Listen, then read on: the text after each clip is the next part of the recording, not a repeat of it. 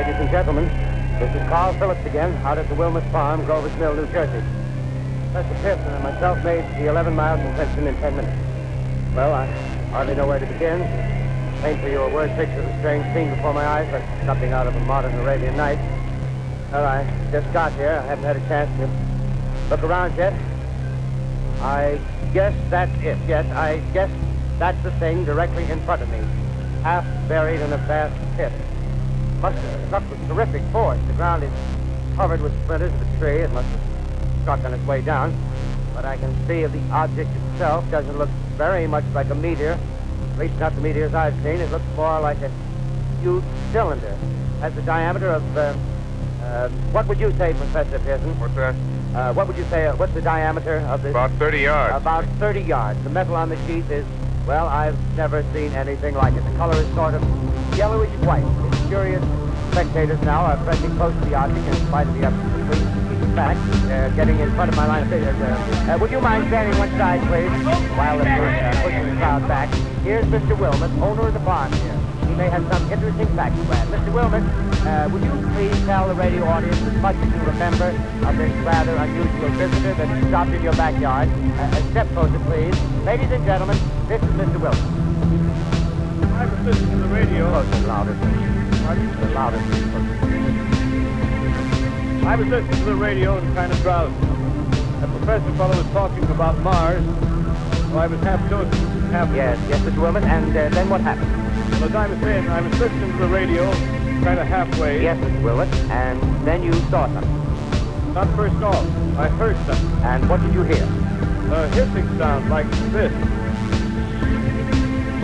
Kind of like a 4th of July rocket. Yes, then what? I turned my head out the window and would have sworn I was asleep and dreaming. Yes? You see that kind of greenish streak and then bingo. Something smacked the ground. Knocked me clear out of my chair. Well, were you frightened, Mr. Wilmot? Well, I ain't quite sure. Reckon I was kind of riled. Well, thank you, Mr. Wilmot. Thank you very much. No, that's quite all right. That's flattering. Ladies and gentlemen, you've just heard Mr. Wilmot, owner of the farm where this thing has fallen. I wish I could say the atmosphere, the background of this fantastic scene. Hundreds of cars are parked in the field in back of the police are trying to rope off the roadway leading into the farm, but it's no use. They're breaking right through. Cars' headlights throw an enormous spotlight on the pit where the object has buried.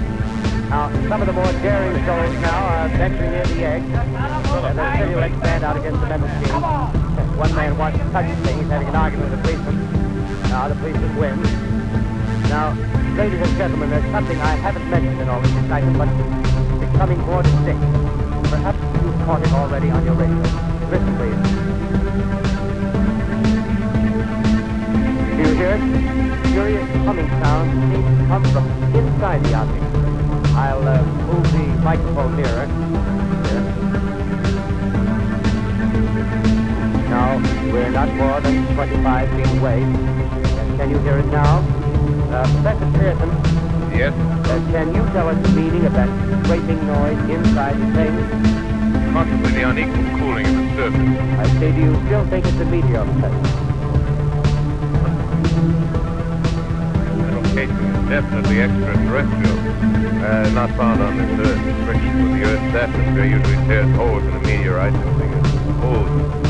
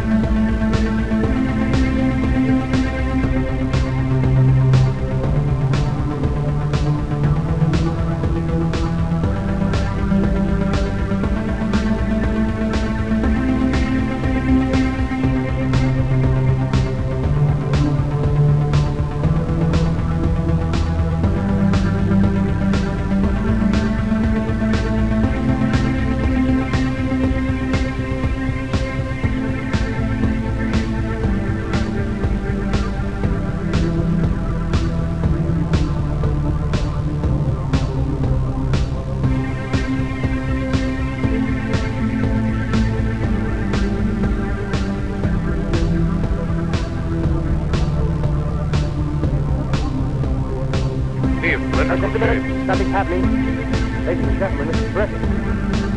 This end of the thing is beginning to flake off. And the top is beginning to rotate like a screw, and the thing must be hollow. Move it! He's back there! He's back there! He's so good back! He's back there! He's so good back! Ladies, the top broke out there! Ladies and gentlemen, this is the most terrifying thing I've ever witnessed. Wait a minute. Someone calling someone or something. I see staring out of that black hole through a luminous disc. The eyes, might be a face, might be almost the heavens. Something wriggling out of the shadow like a gray snake. Now it's another one and another one and another one. They look like tentacles to me. I can see the thing's body now. It's large as a bear. Bristles like wet leather, but that face. Ladies and gentlemen, it's indescribable. I can hardly force myself to keep looking at it. It's so awful. Its eyes are black and gleam like a serpent. The mouth is a kind of V-shape with saliva dripping from its rimless lips. It seems to quiver and pulsate. The monster or whatever it is can hardly move. It seems weighed down by possibly gravity or something. The thing's rising up now, and the crowd falls back. There seems plenty. There's pretty gentlemen. I can't find words.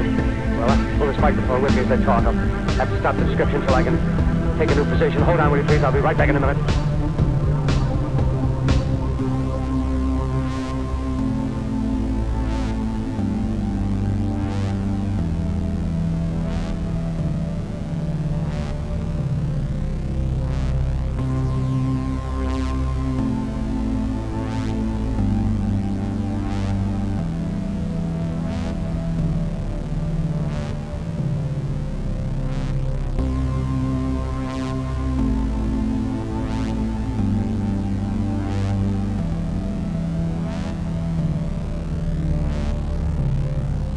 Ladies and gentlemen, am I on? Ladies and gentlemen, here I am, back of a stone wall that adjoins Mr. Wilmer's garden. From here, I get a sweep of the whole scene. I'll give you every detail as long as I can talk and as long as I can see. 4 state police have arrived. They're drawing up a cordon in front of the pit. About 30 of them. No need to push the crowd back now. They're willing to keep their distance. The captain's conferring with someone. Can't quite see who. Oh, yes, I believe it's Professor Pearson. Yes, it is. Now they've parted, and the professor moves around one side, studying the object, while the captain and 2 policemen advance with something in their hands. I can see it now. It's a white handkerchief tied to a pole. Flag of truce. Those creatures know what that means, what anything means.